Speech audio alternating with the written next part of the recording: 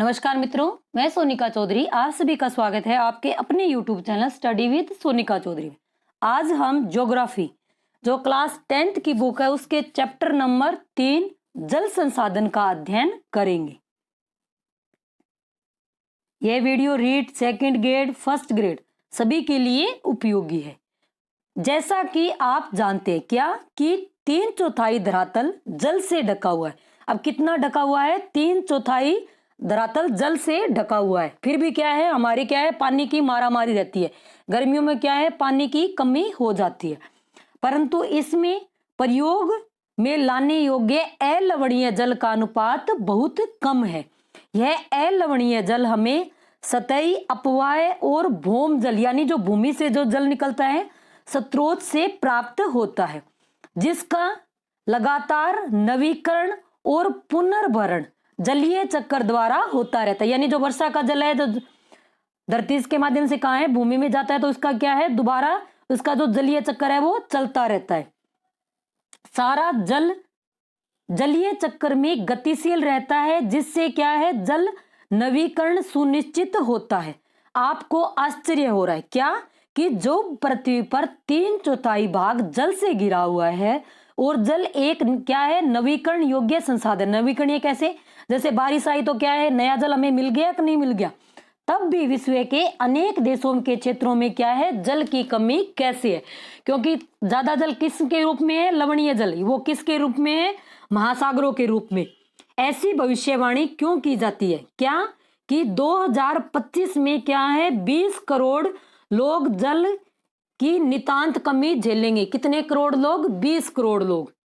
अब इतना जल होने के बावजूद भी कि जल दुर्बलता और जल संरक्षण एवं प्रबंधन की आवश्यकता, जल के विशाल भंडार और इसके अतिरिक्त योग्य गुणों के योग्य होते हुए यह सोचना भी मुश्किल है कि हमें जल दुर्बलता का सामना करना पड़ रहा है। जैसे ही हम जल की कमी की बात करते हैं तो हमें तत्काल ही कम वर्षा वाले क्षेत्रों और सूखाग्रस्त इलाकों का ध्यान आता है। जैसे राजस्थान में जैसलमेर क्षेत्र, तो वहां मुश्किल से बहुत कम बारिश होती है। और हमारे मानस पटल पर तुरंत राजस्थान के मरुस्थल और जल में से भरे मटके संतुलित करती हुई और जल भरने के लिए लंबा रास्ता तय करती हुई क्या है, पनिहारियों के चित्र चित्रित हो जाते हैं। यानी हमें सूखाग्रस्त क्षेत्र का किसका ध्यान आएगा? रेगिस्तान, राजस्थान का जो रेगिस्तान एरिया है उसका ध्यान आएगा। यह सच है कि वर्षा में वार्षिक और मौसमी परिवर्तन के कारण जल संसाधनों की उपलब्धता में क्या है, समय और स्थान के अनुसार विभिन्नता है, परंतु अधिकांशतः जल की कमी इसके अतिशोषण और अत्यधिक प्रयोग और समाज के विभिन्न वर्गों में जल के असमान वितरण के कारण होती है। क्या यह संभव है क्या कि किसी क्षेत्र में प्रचुर मात्रा में जल संसाधन होने के बावजूद भी वहां जल की क्या है, दुर्बलता है? हमारे कई शहर इसके उदाहरण है। अतः जल दुर्बलता, अत्यधिक और बढ़ती जनसंख्या और उसके परिणाम स्वरूप जल की क्या है, बढ़ती मांग और उसके असमान वितरण हो सकता है। जल अधिक जनसंख्या के लिए घरेलू उपयोग में नहीं बल्कि अधिक अनाज उगाने के लिए भी चाहिए। यानी घरेलू उपयोग के लिए भी पानी चाहिए और आबादी अगर बढ़ रही है तो क्या है, हमें अनाज उत्पादन के लिए भी चाहिए। अतः अनाज का उत्पादन बढ़ाने के लिए जन संसाधनों का अतिशोषण करते ही क्या है, सिंचित क्षेत्र बढ़ाया जा सकता है। राजस्थान के बहुत से जिले ऐसे हैं जो किसमें आ गए, डार्क जोन। यानी वहां क्या है, जल का स्तर जहां तक होना चाहिए उससे भी नीचा जा चुका है, वो किसमें आ गए हैं, डार्क जोन में क्षेत्र आ गए हैं। अतः अनाज का उत्पादन बढ़ाने के लिए जल संसाधनों का अतिशोषण करके ही सिंचित क्षेत्र बढ़ाया जा सकता है और शुष्क ऋतु में भी खेती की जा सकती है। सिंचित कृषि में जल का सबसे ज्यादा उपयोग होता है। शुष्क कृषि तकनीकों तथा सूखा प्रतिरोधी फसलों के विकास द्वारा अब कृषि क्षेत्र में क्रांति लाने की आवश्यकता है।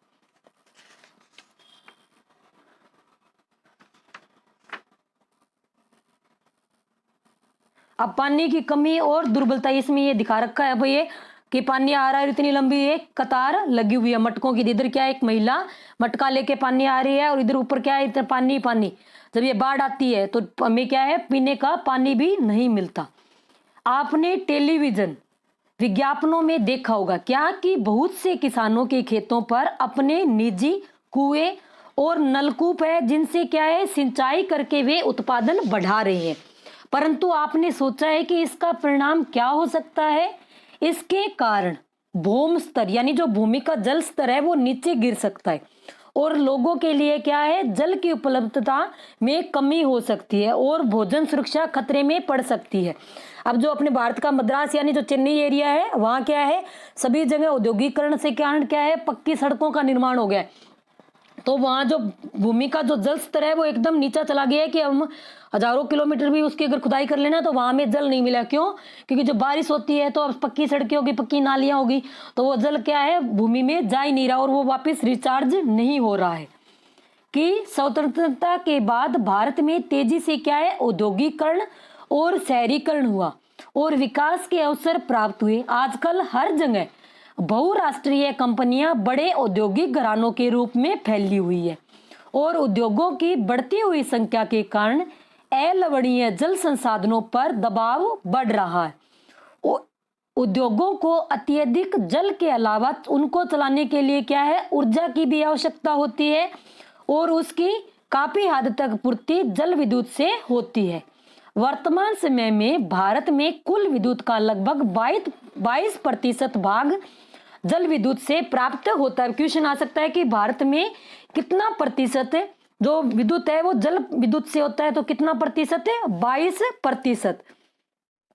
और इसके अलावा शहरों की बढ़ती संख्या और जनसंख्या तथा शहरी जीवन शैली के कारण न केवल जल और ऊर्जा की आवश्यकता में बढ़ोतरी हुई है, अपितु इनसे संबंधित समस्याएं और भी गहरी हुई है। यदि आप शहरी आवास समितियों या कॉलोनियों पर नजर डालें तो आप पाएंगे क्या कि उनके अंदर जल पूर्ति के लिए नलकूप स्थापित किए गए हैं।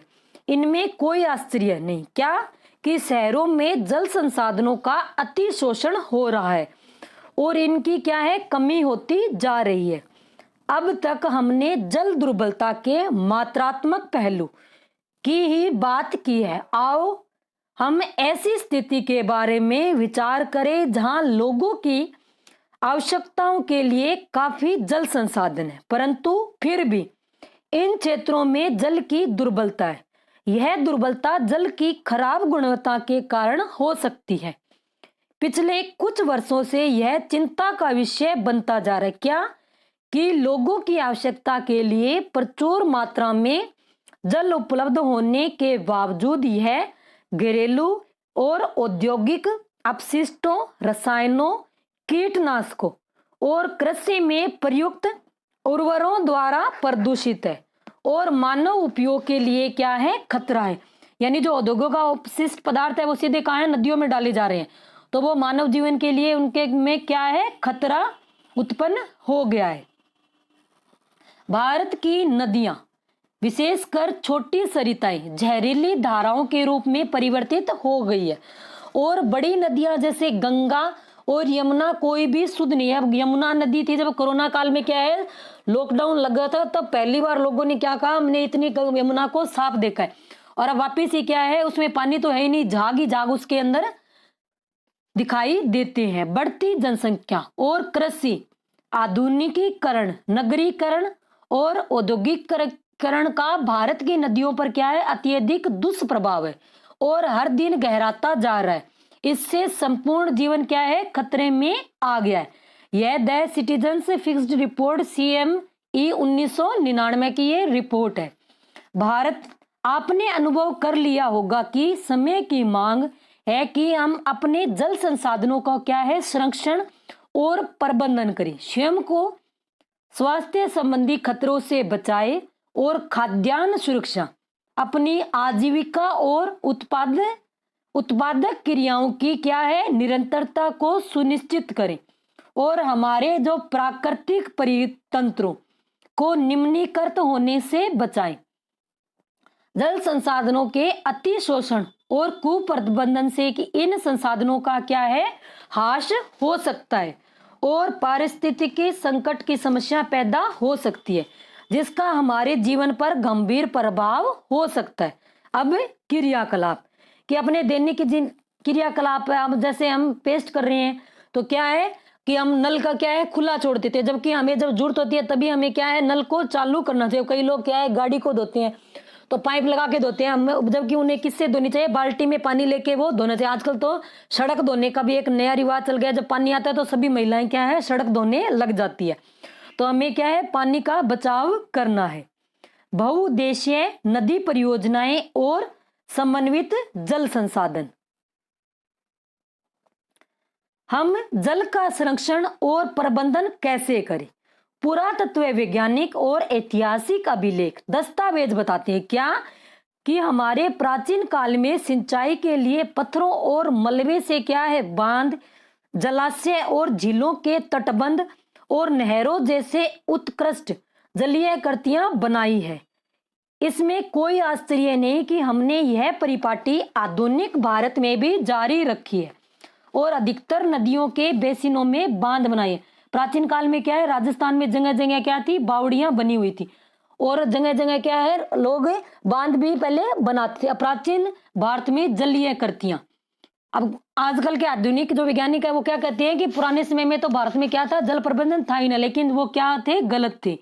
प्राचीन भारत में जलीय कृतियां ईसा से 1 शताब्दी पहले इलाहाबाद के नजदीक क्या है श्रृंगवेरा में गंगा नदी की बाढ़ के जल को संरक्षित करने के लिए एक क्या है उत्कृष्ट जल संरक्षण तंत्र बनाया गया था। कहां बनाया गया था, इलाहाबाद के नजदीक।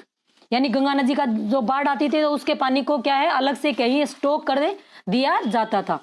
अब चंद्रगुप्त मौर्य, सुदर्शन झील नहीं थी तो उसका निर्माण करवाया हुआ था कि चंद्रगुप्त मौर्य के समय वृहद स्तर पर बांध, झील और सिंचाई तंत्रों का निर्माण करवाया गया था।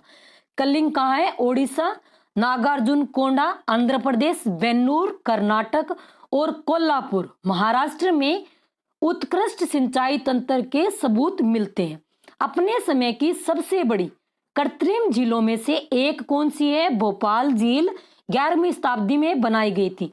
अब सबसे बड़ी अपने समय की यानी उस समय में 11वीं शताब्दी में बनाई गई सबसे बड़ी कृत्रिम झील कौन सी थी, भोपाल झील। 14वीं शताब्दी में इल्तुतमिश ने दिल्ली में सीरी फोर्ट क्षेत्र में जल की सप्लाई के लिए हौज यानी खास प्रकार का एक विशिष्ट तालाब बनवाया था। अब ये क्या है, डाइन विजडम CSE 1997 से ये स्रोत लिए गए हैं। अब ये देखो ये दिख रहा है आपको नीले रंग का, ये नीले रंग का क्या है पानी है और ये कौन सा बांध है, हीराकुंड बांध। अब बांध क्या होते हैं, बांध क्या है, वे हमें जल संरक्षण और प्रबंधन में कैसे सहायक है। अब परंपरागत बांध नदियों और वर्षा जल को इकट्ठा करके बाद में उन्हें क्षेत्रों की सिंचाई के लिए उपलब्ध करवाते थे। आजकल बांध क्या है, सिर्फ सिंचाई के लिए नहीं बनाए जाते अपितु उनका उपयोग विद्युत उत्पादन, घरेलू और औद्योगिक उपयोग, जल आपूर्ति, बाढ़ नियंत्रण, मनोरंजन और आंतरिक नौचालन और मछली पालन भी है। इसलिए बांधों को बहुउद्देशीय परियोजनाएं भी कहा जाता है, जहां एकत्रित जल के अनेक उपयोग समन्वित होते हैं।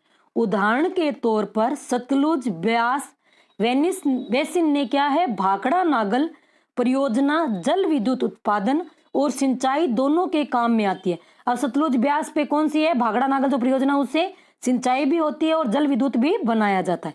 इसी प्रकार महानदी बेसिन में हीराकुंड परियोजना जल संरक्षण और बाढ़ नियंत्रण का समन्वय है।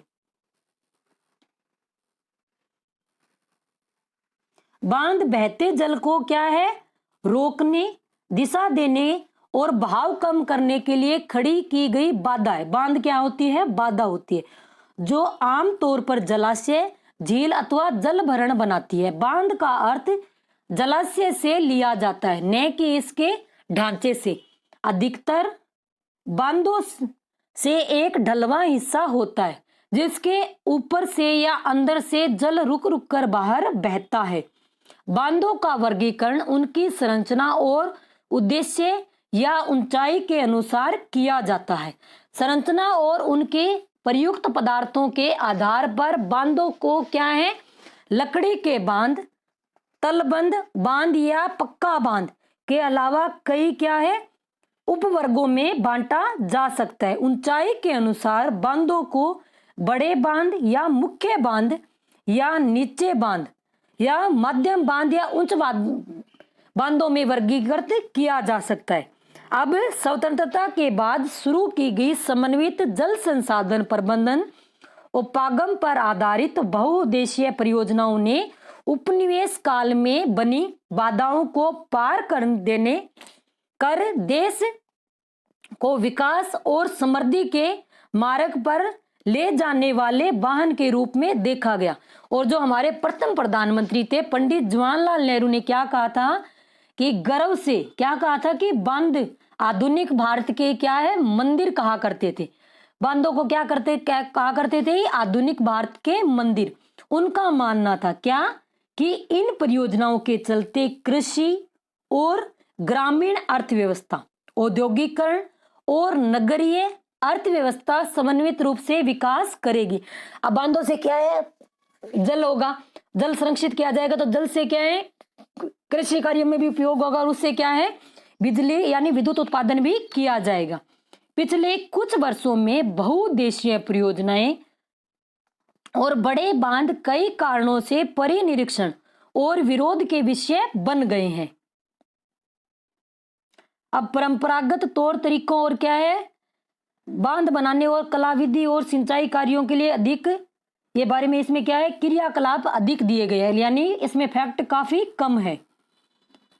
नदियों पर बांध बनाने और उनका बहाव नियंत्रित करने से उनका प्राकृतिक बहाव अवरुद्ध होता है, जिसके कारण क्या है, तलछट बहाव कम हो जाता है। अब जो नदियां जैसे ब्रह्मपुत्र नदी है तो उधर चाइना की तरफ से आती है, तो वहां क्या है, अब उधर इतना बड़ा बांध बना दिया गया है कि उससे क्या है, अब चीन ने इतना बड़ा बांध बनाया कि पृथ्वी एक तरफ पे झुकने लग गई है, कि इतना उन्हें स्टॉक कर लिया है पानी का। अगर वो पानी अचानक अगर सीधा छोड़ दिया जाए तो भारत के क्या है, कई शहर उसमें डूब जाएंगे।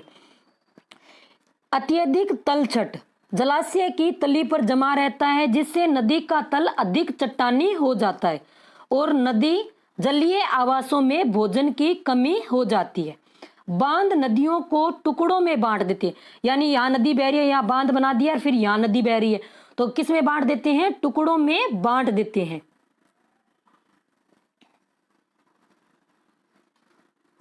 जिससे विशेषकर अंडे देने की ऋतु में जलीय जीवों का नदियों के स्थानांतरण अवरुद्ध हो जाता है और बाढ़ के मैदान में बनाए जाने वाले जलाशयों, वहां मौजूद वनस्पति और मिट्टियां जल में डूब जाती है, जो कालांतर में क्या है, अपघटित हो जाती है। अब आप सभी के लिए क्वेश्चन है जो ऊपर पढ़ा है कि हीराकुंड बांध, कि हीराकुंड बांध किस नदी पर बना हुआ है, कौन सा बांध, हीराकुंड बांध। अगर वीडियो अच्छा लग रहा है तो लाइक करें, शेयर करें और चैनल को सब्सक्राइब करें। कि बहुउद्देशीय परियोजनाएं बड़े बांध व पर्यावरण आंदोलन जैसे नर्मदा बचाओ, टिहरी बांध आंदोलन के कारण भी बन गए। यानी जो उत्तराखंड में टिहरी बांध बनाया गया था तो किसमें क्या है, आंदोलन किया गया, क्योंकि उनके लिए क्या था, जो स्थानीय समुदाय थे उन पे की जो आजीविका थी उस पर काफी प्रभाव पड़ा था। इन परियोजनाओं का विरोध मुख्य रूप से स्थानीय समुदायों को वृहद स्तर पर विस्थापन के कारण है। यानी अब जो टिहरी बांध बनाया था उस बांध के जो एरिया में क्या थे, कई गांव थे, कई क्या हजारों लाखों गांव थे, तो उनका विस्थापन किया गया था। तो अब विस्थापन किया जाएगा तो उनके आजीविका और संसाधनों की भी इनमें क्या है, कमी हो जाएगी। आमतौर पर स्थानीय लोगों को उनकी जमीन, आजीविका और संसाधनों से क्या होता है, लगाव होता है। अब आपको कल को कोई कह दे कि आप अपने घर में नहीं आना, तो कहेंगे क्यों, तो क्या है, उनको वहां से क्या क्या विस्थापन किया गया एवं नियंत्रण देश की बेहतरीन के लिए कुर्बान करना पड़ता है। अब जो भारतमाला योजना है तो इसमें क्या है, कई लोगों की तो पूरी पूरी जमीनें उसके अंदर चली गई है। इसलिए अगर स्थानीय लोगों को इन परियोजना का लाभ नहीं मिल रहा तो इस किसको मिल रहा है, यानी जो ये टिहरी बांध हो गया तो इन अगर जो स्थानीय लोग हैं अगर इनको इनका लाभ नहीं मिल रहा तो किनको मिल रहा है, शायद जमींदारों, बड़े किसानों को या उद्योगपतियों को। कुछ नगरीय केंद्रों को गांव के भूमिहीनों को लीजिए क्या ये वास्तव में ऐसी परियोजनाओं से लाभ उठाते हैं? जिनके पास कोई भूमि, कृषि योग्य भूमि नहीं है, वो इनसे लाभ थोड़ा ना उठाएंगे। सिंचाई के कई क्षेत्रों में फसल प्रारूप परिवर्तित कर दिया है, जहां किसान जल गहन और वाणिज्य फसलों की ओर आकर्षित हो रहे हैं। इससे क्या है, मृदा में लवणीकरण जैसी गंभीर परिस्थितियां क्या है, परिणाम हो सकते हैं। इसी दौरान इनसे अमीर भूमि मालिकों और गरीब क्या है, भूमिहीनों से सामाजिक दूरी बढ़ाकर सामाजिक परिदृश्य बदल दिया है। जैसा कि हम देख सकते हैं क्या, कि बांध उसी जल के अलग अलग उपयोग और लाभ चाहने वाले लोगों के बीच संघर्ष पैदा करते हैं। जैसे गुजरात में साबरमती बेसिन में सूखे के दौरान नगरीय क्षेत्रों में अधिक जल आपूर्ति देने पर क्या है, किसान उपद्रव पर उतारू हो गए थे। कहां, जो गुजरात में साबरमती बेसिन है। बहुउद्देशीय परियोजनाओं के लागत और लाभ के बंटवारे को लेकर अंतरराज्यीय झगड़े आम होते जा रहे हैं। जैसे कावेरी जल विवाद है।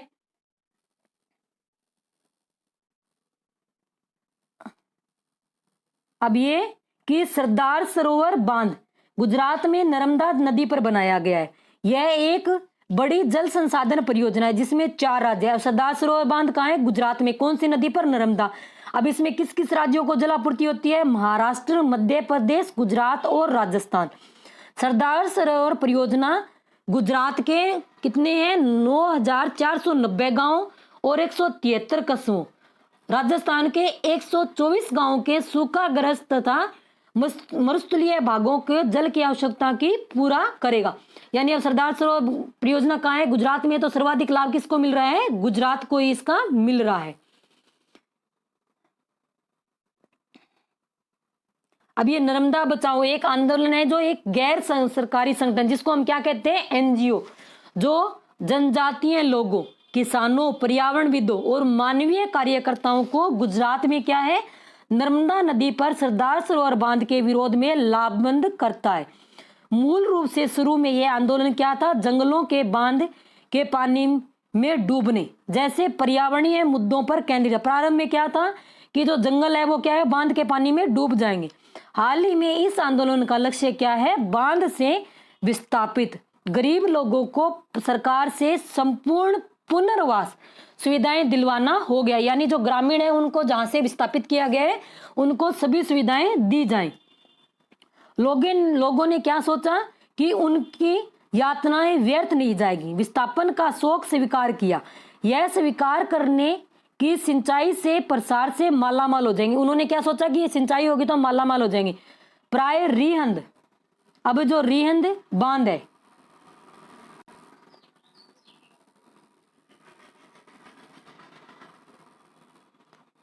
कि उसमें क्या है, उत्तरजीवियों ने क्या बताया कि हमें बताया कि अपने कष्टों को देश के लिए कुर्बानी के रूप में स्वीकार किया, परंतु अब 30 साल के कड़े अनुभव के बाद जब उनकी आजीविका और अधिक जोखिमपूर्ण हो गई है तो पूछते जा रहे क्या कि हमें देश की कुर्बानी के लिए क्यों चुना गया, यानी सिर्फ हमें ही कुर्बानी के लिए क्यों चुना गया है। अब क्या आप जानते हैं क्या कि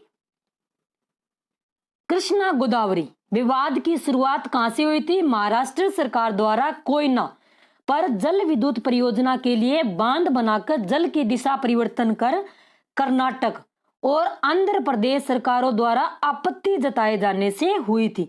यानी महाराष्ट्र में क्या है, कोयना जल विद्युत के लिए बांध बनाया गया था, तो इसमें आपत्ति किसने की थी, कर्नाटक और आंध्र प्रदेश ने। इससे इन राज्यों में पड़ने वाले नदी के निचले हिस्सों में जल प्रवाह कम हो गया। ऊंचाई के हिस्सों में क्या है, बांध बना दिया, तो क्या है, जो नीचे के हिस्से हैं वहां क्या है, जल स्तर कम हो गया और कृषि और उद्योग पर क्या है, विपरीत प्रभाव पड़ा है।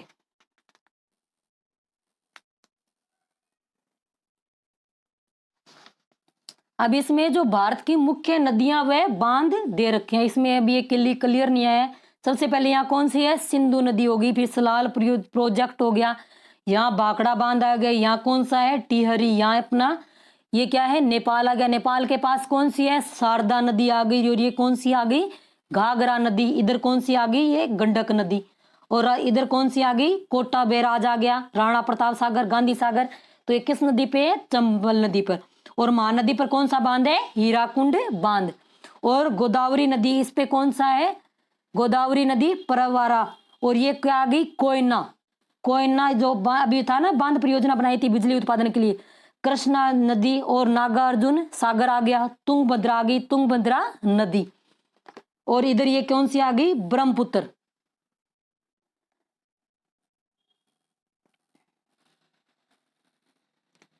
नदी परियोजनाओं पर उठी कि अधिकतर आपत्तियां इनके उद्देश्यों में विफल हो जाने पर, यानी क्यों उठी, क्योंकि जो इनके उद्देश्य थे उसमें ये क्या हुई है, विफल हुई है। यह एक विडंबना ही है, क्या कि जो बांध बाढ़ नियंत्रण के लिए बनाए जाते हैं उनके जलाशयों में क्या है, तलछट जमा होने से वे बाढ़ होने के कारण बच जाते हैं। अत्यधिक वर्षा होने की दशा में तो बड़े बांध भी कई बार बाढ़ नियंत्रण में क्या है, असफल हो जाती है। यानी कई बार वर्षा इतनी हो जाती है कि बांध क्या है, ओवरफ्लो हो जाते हैं, तो बांध के गेट खोलने पड़ते हैं, उससे भी क्या आ जाती है, बाढ़ आ जाती है। आपने पढ़ा होगा क्या कि 2006 में महाराष्ट्र और गुजरात में भारी वर्षा के दौरान बांधों से छोड़े गए जल की वजह से क्या है, बाढ़ की स्थिति और भी विकट हो गई थी। अगर वो पानी नहीं छोड़ेंगे क्या है, तो बांध टूट जाएंगे। उनमें भी एक क्षमता निश्चित होती है कि इसमें पानी इतना ही आ सकता है। इन बाढ़ों से न केवल जान और माल का नुकसान हुआ, अपितु वृहत स्तर पर मृदा अपरदन भी हुआ। बांध के जलाशय पर तलछट जमा होने का अर्थ यह है क्या कि यह तलछट जो एक प्राकृतिक उर्वरक है, बाढ़ के मैदानों तक नहीं पहुंचती है। यानी जो नदियों का जो भाके लेके आती है उपजाऊ मिट्टी, वो कहाँ इकट्ठी हो जाती है, बांधों में इकट्ठी हो जाती है, जिसके कारण क्या है, भूमि निम्नीकरण की समस्याएं बढ़ती है। और यह भी माना जाता है कि बहुउद्देशीय योजनाओं के कारण भूकंप आने की, भूकंप अगर आया की संभावना बढ़ जाती है। तो अगर ये बांध टूट गए तो कितना नुकसान होगा। और अत्यधिक जल के उपयोग से जल जनित बीमारियां, फसलों में कीटाणु जनित बीमारियां और प्रदूषण फैलते हैं। अब वर्षा जल का संरक्षण, अब वर्षा आती है तो नहाते तो सभी है, लेकिन वर्षा जल का संरक्षण करने के बारे में कोई नहीं सोचता। बहुत से लोगों का मानना है क्या कि बहुउद्देशीय परियोजनाओं के अलाभप्रद अपर और उन पर उठे विवादों के चलते वर्षा जल संग्रहण तंत्र इनके सामाजिक, आर्थिक और पारिस्थितिकी तौर पर व्यवहार्य विकल्प हो सकते हैं। प्राचीन भारत के उत्कृष्ट जलीय निर्माण के साथ साथ जल संरक्षण ढांचे भी पाए जाते थे। लोगों को वर्षा पद्धति और मृदा के गुणों के बारे में गहरा ज्ञान था।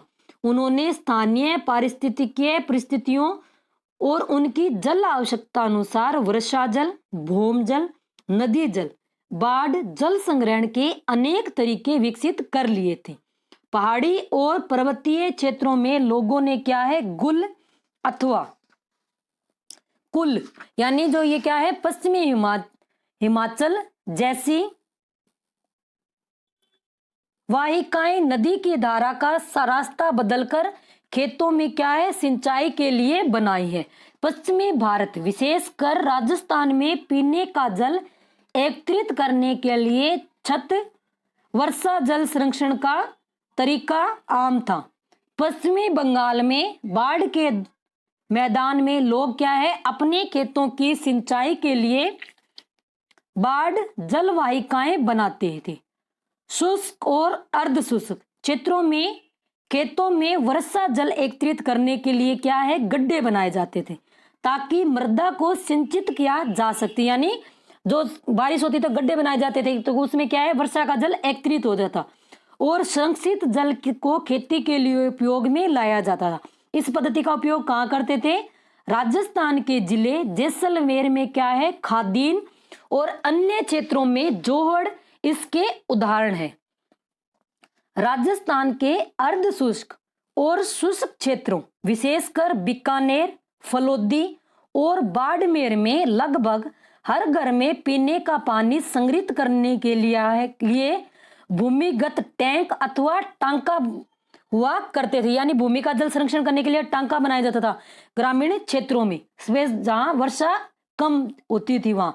इसका आकार एक बड़े कमरे जितना हो सकता है। फलोदी में एक घर में 6.1 मीटर गहरा, 4.27 मीटर लंबा और 2.44 मीटर चौड़ा क्या है, टांका था। टांका यहाँ सुविकसित जल वर्षा जल संरक्षण तंत्र का अभिन्न अंग है। जो ये वर्षा जल होता है इसको हम क्या कहते हैं, राजस्थानी भाषा में इसको पार्लर पानी बोला जाता है। कौन सा पानी, पार्लर पानी, यानी इसमें क्या है, किसी प्रकार की मिलावट नहीं होती।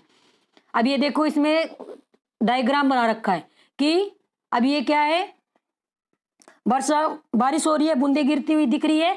अब ये पानी कहाँ गया, यहाँ इकट्ठा हो गया, और यहाँ इकट्ठा हो गया तो हम किसके, हैंडपंप के माध्यम से इसका क्या है, पुनर्भरण किया जा रहा है। और नीचे अब इसमें एक डायग्राम और बना रखा है कि बेकार पड़े कुएं के माध्यम से पुनर्भरण। कुएं है, इसमें क्या है, पानी, जो बारिश का पानी है वो पाइप के माध्यम से सीधा उसके अंदर उतारा जा रहा है।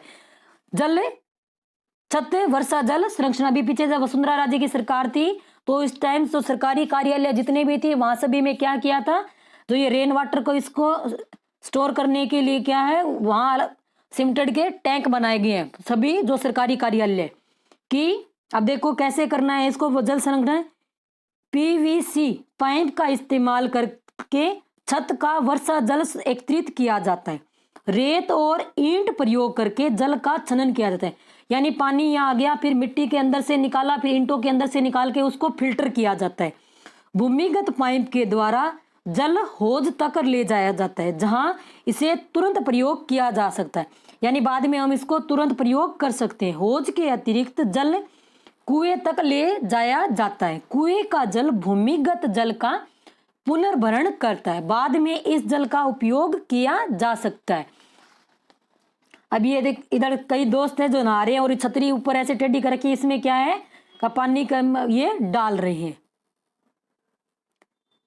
जिसे मुख्य या घर आंगन में बनाया जाता है। किसको, टांके को। वे घरों की ढलवा छतों से पाइप द्वारा जुड़े हुए थे। छत से वर्षा का पानी इन नलों से होकर भूमिगत टांका तक पहुंचाया गया जाता था। आजकल तो क्या है, सब जगह वाटर वर्क्स के पानी की सप्लाई होती है, तो ये टांके वगैरह सब जगह प्राय बंदी हो गए हैं। वर्षा का पहला जल छत और नलों को साफ करने में प्रयोग होता था। इसे संग्रहित नहीं किया जाता, क्योंकि उसमें क्या थी, धूल मिट्टी होती है। कहते हैं ना, पहली बारिश में नहाना भी नहीं चाहिए। तो इसके बाद होने वाली वर्षा का क्या है, संरक्षण किया जाता था। टांका में वर्षा जल अगली वर्षा तक क्या है, संग्रहित किया जा सकता है। यह इसे जल की कमी वाली ग्रीष्म ऋतु तक पीने का जल उपलब्ध करवाने वाला जल स्रोत बनाता है। वर्षा जल अथवा पार्लर पानी, वर्षा जल को क्या कहते हैं, राजस्थान में पार्लर पानी बोला जाता है, जैसा कि इसे इन क्षेत्रों में पुकारा जाता है। प्राकृतिक जल का शुद्धतम रूप समझा जाता है। कुछ घरों में तो टांकों के साथ भूमिगत कमरे भी बनाए जाते हैं, क्योंकि जल का यह स्रोत इन कमरों को भी ठंडा कर रखता था, जिससे ग्रीष्म ऋतु में क्या है, राहत मिलती थी। यानी टांकों के पास क्या है, घर भी बना दिए जाते थे, कमरे, ताकि वहां क्या है, वो कमरे ठंडे रहे। अब मेघालय की राजधानी शिलोंग में जल वर्षा जल संरक्षण प्रचलित है। यह रोचक इसलिए क्योंकि चेरापूंजी और मासिनराम, जहां विश्व में सबसे अधिक वर्षा होती है, शिलोंग में से 55 किलोमीटर की दूरी पर स्थित है, और यह शहर पीने के जल की कमी की गंभीर समस्या का सामना करता है। शहर के लगभग हर घर में छत वर्षा जल संरक्षण की क्या है, व्यवस्था है। घरेलू जल आवश्यकता की कुल मांग के लगभग क्या है, 15 से 25% हिस्से की पूर्ति छत जल संग्रहण व्यवस्था से होती है। यानी जो वर्षा जल एकत्रित किया जाता है उसे, अब कह रहे हैं कि मेघालय की राजधानी शिलोंग, वहां पानी की किल्लत है, जबकि क्या है, उसके पास ही क्षेत्र कौन सा है, जो चेरापूंजी और मासिनराम, जहां विश्व की सर्वाधिक क्या जनसंख्या नहीं बारिश होती है। यह दुख की बात है क्या, कि आजकल जो पश्चिमी राजस्थान में छत वर्षा जल संग्रहण की रीति, जो इंदिरा गांधी नहर आने से उपलब्ध 12 मासी पेयजल के कारण कम होती जा रही है। यानी अब जो पश्चिमी राजस्थान है वहां क्या आगे इंदिरा गांधी नहर से जल की सप्लाई हो रही है, जो पहले वर्षा का जल संरक्षित किया जाता था वो अब क्या हो गया है, बंद हो गया है। हालांकि कुछ घरों में टांकों की सुविधा अभी भी है, क्योंकि उन्हें नल के पानी का स्वाद क्या है, पसंद नहीं है। सौभाग्य से आज भी भारत के कई ग्रामीण और शहरी क्षेत्रों में जल संरक्षण और संग्रहण का यह तरीका प्रयोग में लाया जा रहा है। कर्नाटक के मैसूर जिले में स्थित एक सुदूर ग्राम, कौन सा गांव, गंडाथुर में ग्रामीणों ने अपने घर में जल आवश्यकता पूर्ति छत वर्षा जल संरक्षण की व्यवस्था की गई है और गांव में लगभग 200 घरों में यह व्यवस्था यानी वर्षा जल का संरक्षण करना है और इस गांव में वर्षा जल संपन्न गांव की ख्याति अर्जित की है। यहाँ प्रयोग किए जा रहे वर्षा जल संरक्षण ढांचों के बारे में अधिक जानकारी के लिए इसमें ये 3.4 ये इसको चित्र को देखना। हर गांव में हर वर्ष लगभग 1000 मिलीलीटर वर्षा होती है और छत जल संग्रहण थार के सभी क्षेत्रों और ग्रामों में क्या था, प्रचलित था। वर्षा जल जो कि घरों के ढालू छतों पर गिरता है उसे पाइप द्वारा क्या है, भूमिगत टांकों के अंदर ले जाती है। भूमि में गोल छिद्र जो मुख्य घर अथवा आंगन में बनाया होता है। ऊपर दिखाया गया चित्र दर्शाता है कि जल पड़ोसी की छत से एक लंबे पाइप के द्वारा लाया गया है। यहाँ पड़ोसी की छत का उपयोग क्या है, वर्षा जल को एकत्रित करने के लिए किया गया है। चित्र में एक छेद दिखाया गया है जिसके द्वारा वर्षा जल भूमिगत टांकों में ये चला जा रहा है। अभी ये देखो ये पाइप दिख रहा है कि नहीं दिख रहा है, यहाँ से क्या है भूमिगत में, यहाँ से ये सीधा भूमि में जा रहा है। पड़ोसी की छत का उपयोग भी किस लिए कर रहे हैं, वर्षा जल के संरक्षण के लिए। लेकिन आजकल आधुनिक जो शहरों में जब मकान बनाते हैं तो पहले परमिशन जब लेते हैं गवर्नमेंट की तो वहां क्या है, पहले ही शर्त यही है कि जो आप क्या है रेन वाटर का सोर्स करेंगे या उसको क्या है स्टोर करना है या उसको सीधा क्या है भूमि में उतारना है। अब बांस ड्रिप सिंचाई प्रणाली, अब ऊपर पड़ा है उसमें से आप सभी के लिए क्वेश्चन है कि राणा प्रताप सागर और गांधी प्रताप सागर बांध किस नदी पर बने हुए हैं। क्वेश्चन एक बार फिर से कि राणा प्रताप सागर और गांधी सागर बांध कौन सी नदी पर बने हुए हैं। अब मेघालय में नदियों व झरनों के जल को बांस द्वारा बने पाइप द्वारा एकत्रित करके 200 वर्ष पुरानी विधि प्रचलित है। यानी बांस के द्वारा इधर जोड़ दिया इधर जोड़ दिया, ये इधर पानी की सप्लाई हो रही है। लगभग 18 से 20 लीटर सिंचाई पानी बांस पाइप में आ जाता है, यानी लगभग 18 से 20 लीटर, तथा इसे क्या है सैकड़ों मीटर की दूरी तक ले जाया जाता है। किसके द्वारा, बांसों के द्वारा। अंत में पानी का बहाव 20 से 80 बूंद प्रति मिनट तक घटाकर पौधे पर छोड़ दिया जाता है। यानी बांध का बहाव तो इसका क्या है, पानी का बहाव कम करके यानी पेड़ों के पास ले जाके ऐसे कर दिया जाता है कि वहां सिर्फ 1 मिनट में या तो 20 या 80 बूंदे उसमें गिरे। अब ये देखो यह बांस की ये पाइप ऐसे बना बना के कर रखी है पानी सिंचाई कि बांस से निर्मित चैनल दिखा दिए ये, और ये आगे दे रखा है सभी में देखो ये बांस की इसमें चल रही है पानी वाला।